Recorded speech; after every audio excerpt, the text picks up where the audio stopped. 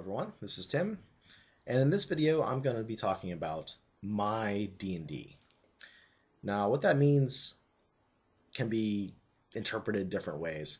The way I'm going to do it is the way that Ivan Mike did it, and I'll put a link down to his channel, where he basically talked about how he was going to incorporate various editions, various things from various editions into his game, into his fantasy game that was kind of like D&D.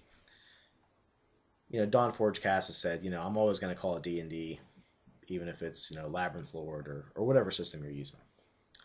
So I was thinking and looking at my bookshelf, trying to determine what elements from what RPGs I would include in my quote-unquote perfect fantasy game.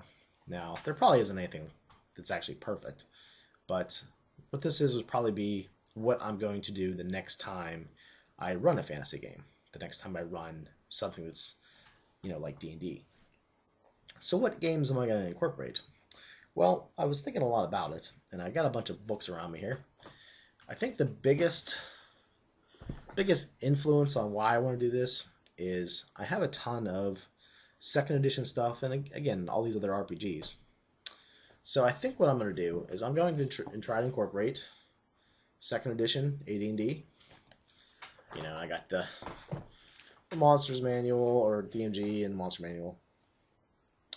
So, and I'm not really, I guess I picked AD&D because it has lots of optional rules, but I'm not necessarily going to use all the stuff that's in there, because there's some stuff that I just, I want to pick and choose. I want to incorporate some things and completely ignore others. So I was trying to put together a list of, what I wanted to include. And the main reason I want to include second is for these two collections of books.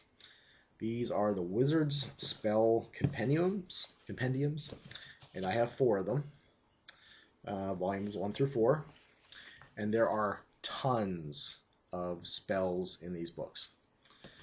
And you could probably incorporate these into a more, rules light, basic Labyrinth Lord game without any problem, but, I wanted to try to keep the translation pretty low. So I'm not going to use Ascending armor class. I'm going to use Descending, which all the games I've pretty much picked use the same armor class system. So that shouldn't be too hard with, when you're reading a spell, it's going to tell you certain things. And you want to be able to translate it pretty easily. So lots of spells. These are all second edition spells. And the next collection, I don't know where I put all these books. The next collection of stuff from second are the Encyclopedia Magica books. This is actually the first book I did a review on when I first started YouTube. It was a very crappy review, but you can just tell there's a lot of material in here. They got the faux leather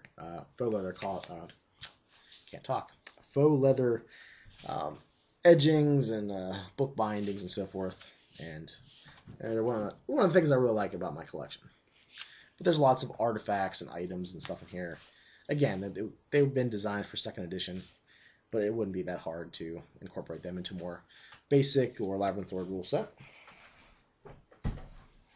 Other things that I think I'm going to try to do from second is the D10 initiative system, but I'm not going to go by side initiative. While I like side initiative a lot, in the next incarnation of a game I want to run, I want to have casting time and weapon speeds to affect initiative.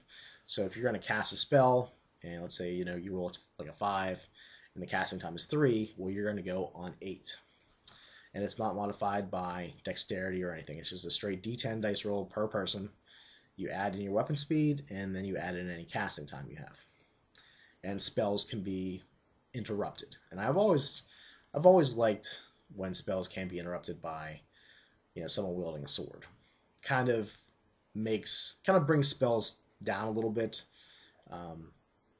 There is I think in 3.5 there's the casting roll you need to make if you get attacked, but I just like the idea of being interrupted. Like if you take any damage at all, your spell fizzles, and I like that to sort of bring spellcasters down a little bit, especially at higher levels. Okay, so what else am I going to use from second? Mainly just the monsters, items, some of the optional rules like casting time and weapon speed, like I mentioned. All right. Next game is Lamentations of the Flame Princess. I really liked the flavor of this game. I liked the D6 skill system where you have pips. Like if you have a 1 for a skill, you have like a 1 out of D6 chance, you know. And then you can get more pips in those dice later on. I think what I'm going to try to do, though, is just incorporate the whole skill system into whatever I'm running. The thieves will be more like the specialist from this game. I think that'll be pretty fun. I just enjoyed the D6. You know, you roll and you see what you get on the dice. I like that a lot. Another thing I'm going to incorporate from that game, I believe, is the alignment, because it's not like the stereotypical alignment from a lot of these other games. It's more of a cosmological leaning. Like there are those who are more chaotic, those who are more lawful, and those who really don't care about those two extremes. And it's more of a cosmic, I don't know, astrological sign in some ways. It's just, I don't know, just your soul, just who you are. And it's less about what you do in your daily life. Like in Lamentations, they talk about how spellcasters are chaotic in nature because they change reality with spells. They change the natural order of things. So I'll have to read more into exactly what the alignment is for that, but I think that's something I want to include. So the D6 skill system and the alignments. And I think for the core base of the game, I'm going to be using heavily the Dark Dungeons, or that's the retro clone of this, the Rules Cyclopedia. This is classic Dungeons & Dragons. And this shouldn't surprise anybody else, but Labyrinth Lord, and I'm going to be using the Advanced Edition Companion for character generation.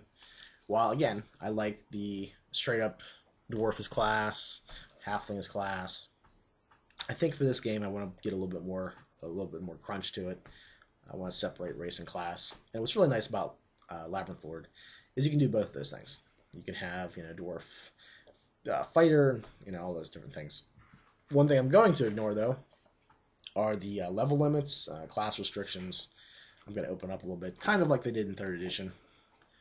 And this version has an optional rule for high-level dwarves, high-level halflings, high-level elves.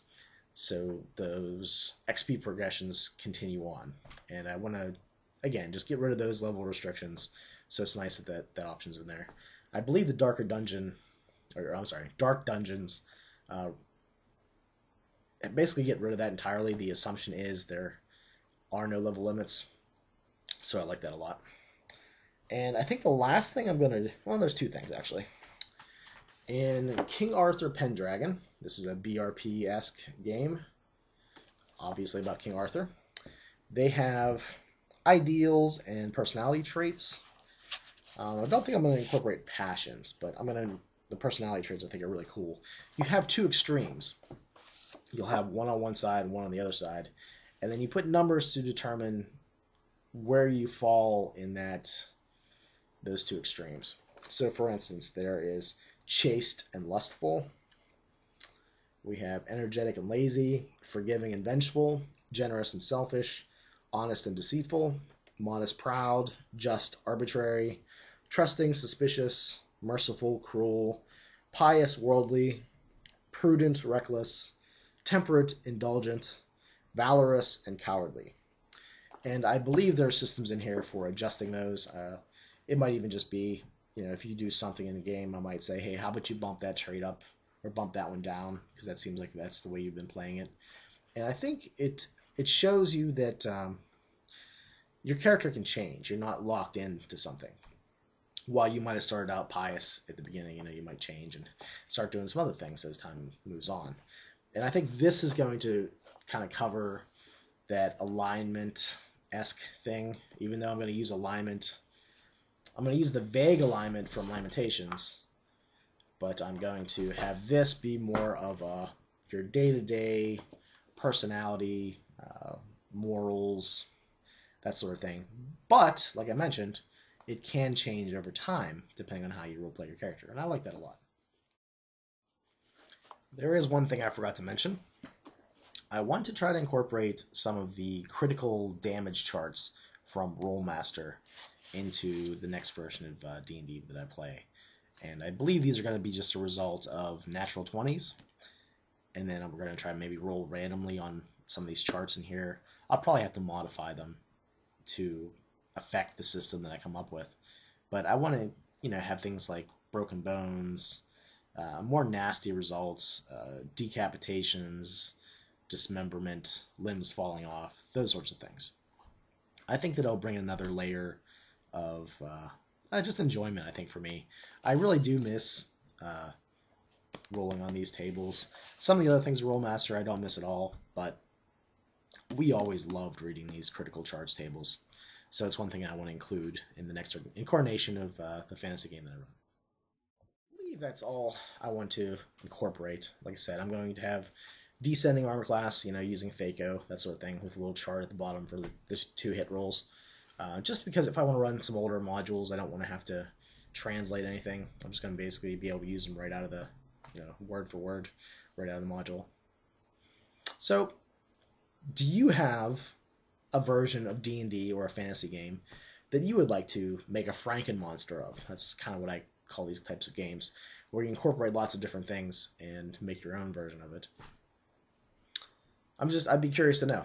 Feel free to make a video response if you think you can incorporate different things and put it in a video, or just leave it in the comments below. All right, thanks a lot.